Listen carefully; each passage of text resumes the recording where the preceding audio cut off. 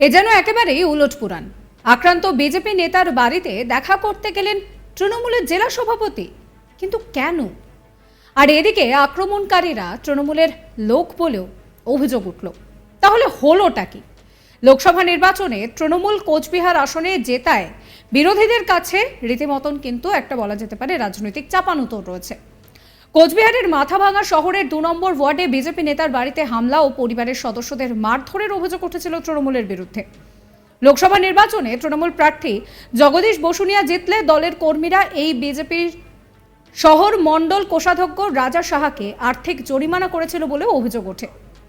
টাকা না দেওয়ায় তার বাড়িতে তৃণমূল চড়াও হয়ে মারধর করেছিল, সেই অভিযোগও সামনে আসে। এরপর দলের কর্মীদের এই কার্যকলাপের বিরুদ্ধে জেলা তৃণমূলের সভাপতিকে নালিশ করেন আক্রান্ত বিজেপি নেতা রাজা সাহা। তিনি জানান যে তৃণমূল জেলা সভাপতি বাড়িতে এসেছিলেন, তার পরিবার স্বস্তি পেয়েছে।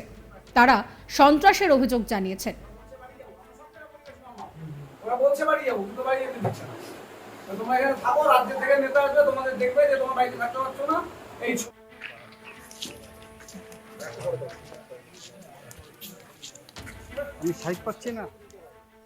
বিজেপি নেতা রাজা সাহা কি বলছেন শোনাবো আপনাদের। ভালো বিষয় যে তারা আমার পাশে দাঁড়াচ্ছে এবং তাদের বক্তব্য পরিষ্কার। তারা আমাকে পরিষ্কার জানাচ্ছে যে বা যারা তোমাদের বাড়িতে আক্রমণ করছে, তোমার বাড়ির লোকজনকে হেনস্থা করছে, তারা তৃণমূলের কেউ নয়, এরা পরিষ্কারভাবে জানাচ্ছে। এবং তুমি এই কেস যেটা তুমি করছো এদের নামে, তুমি কখনো সেই কেস উঠাবা না, এবং এরা পরিষ্কারভাবে আমাকে জানায়। এরা না, এইবার আমি যেমন দেখো পার্সোনালি কিন্তু এটা জানি না, কিন্তু বিষয়টা এইরকম যে উনারা আমাকে জানালো যে তারা তৃণমূল কংগ্রেসের কেউ নয়, সেই জন্য তুমি কেস উঠাবা না, এবং তারা দুষ্কৃতিকারী, এটা আমাকে পরিষ্কার জানালো ওনার। এবং কোনো পদে আমি নামগুলো বললাম পরিষ্কার করে, যে সাগর দাস এবং বিবেক সাহা এবং শুভজিৎ কুণ্ডু, এবং তারা আমাকে পরিষ্কার জানালো যে এরা কিন্তু আমাদের কোনো পদে নেই, এটা আমাকে পরিষ্কার বললো। তৃণমূল কংগ্রেস কোচবিহার জেলা সভাপতির আজকের যে আচরণ, যে আপনার এখানে এলো, হ্যাঁ, যথেষ্ট পজিটিভ এবং খুব ভালো।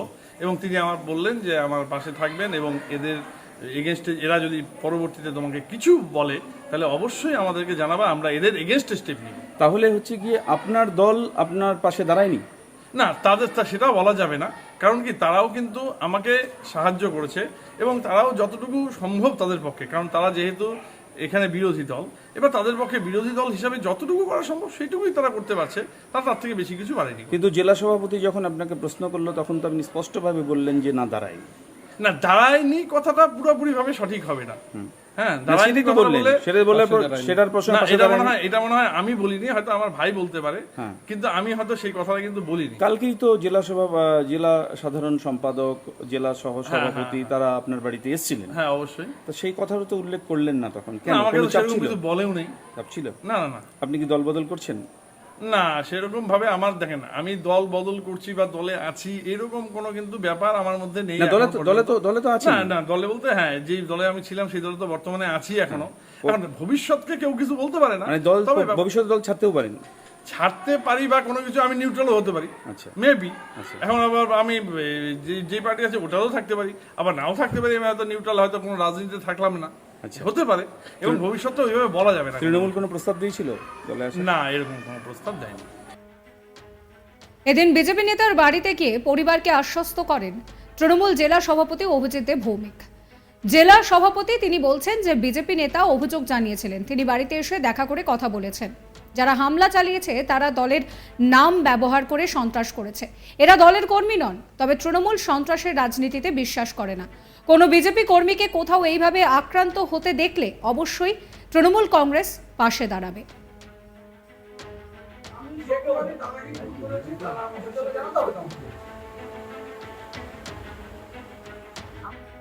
কি বলছেন অভিজিৎ দেব ভৌমিক, শুনুন। যারা করেছে তারা তৃণমূলের নাম নিয়ে করেছে। আমি এখানে যারা লোকাল লিডার তাদেরকে খুঁজলাম, তারা তৃণমূলের কোনো দায়িত্বও নেই, কিছু নেই। পার্টির নামে যদি কেউ কোথাও বদনাম করার চেষ্টা করে সেটাকে তৃণমূল কংগ্রেস বরদাস্ত করে না।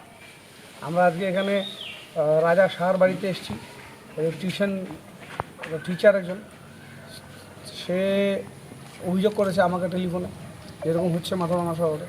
আমি স্থানীয় নেতৃত্বদের জানিয়ে আমরা তাদের সকলকে নিয়ে তার বাড়িতে এলাম। বিজেপির কোনো কর্মী কোথাও যদি মনে করে যে সে আমাদের কোথাও কর্মীদের দ্বারা কোথাও ডিস্টার্ব হচ্ছে, আমরা যেহেতু পার্টি থেকে একটা বার্তা দিয়ে দিয়েছি কোথাও বিজয় মিছিল হবে না, কোথাও কোনো রকম অ্যাজিটেশন হবে না বলছে, তো সেটাও হচ্ছে না।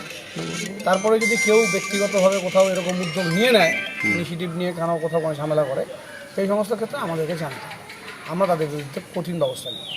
আমরা 2026-এর লক্ষ্যে এসেছি এবং অভিষেক বন্দ্যোপাধ্যায় আমাদের নেতা, সর্বভারতীয় তৃণমূল কংগ্রেসের সাধারণ সম্পাদক, তিনি বলেছেন যে জয়ের নামে কোথাও যেন বেশি অত্যুৎসাহী কেউ না হয়ে ওঠে, যাতে আমাদের পরবর্তীকালে মানুষের সমর্থন কমে যায়।